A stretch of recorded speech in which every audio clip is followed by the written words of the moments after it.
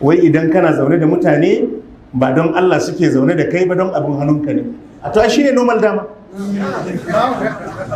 Shi kenan kowa ba zai zauna da kai ba sai don Allah? Ai wani rayuwar kan nan ne hanyar abincinsa, sau da ka zai zo ne domin ya ci abinci. Malam Muhammad haka abin yake, Malam Sagir haka abin yake.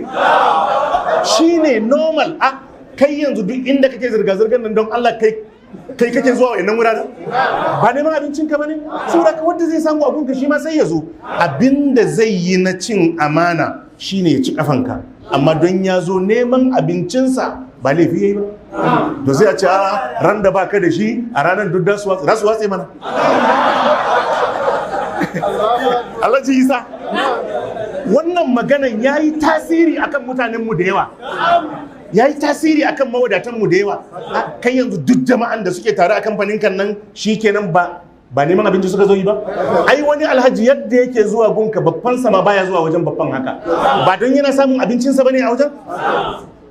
Toran da ba zai samu abinci ba shi kenan sai ya ci gaba da zuwa.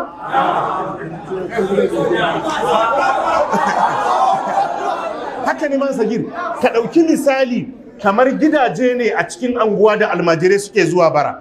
Duk gidan da suka je inda a basu abinci sai kaga suna taruwa a kofar gidan. Toran da mai gidan bayi da hali shi ma hannu baka hannu kware sai su zo gidan. To dama sai a ce su ba dan Allah suke zuwa gidan ba. Haka ne.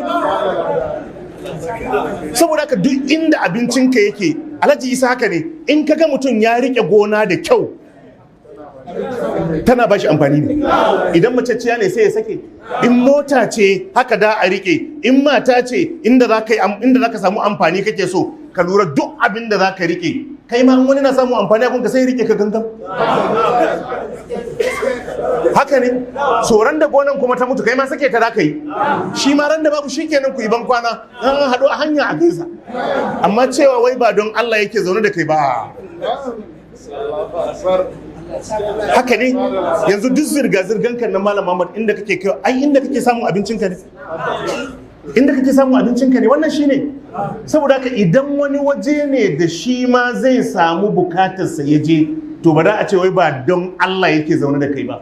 In dai hanyar abincinsa ne a wajenka sai ya zo, ran da kuma hanyar abincin babu sai ya tafi, kai dai kar ya cutar da kai.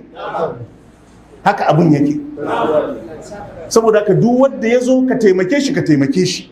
In babu Allah ya ce fa kullahum qawlan maysura, ka ce Allah ya bada sa'a, ba magana ya kare ba. Allah ya bada lada. To haka ne, Allah ya sa mu dace. Fa subhanaka.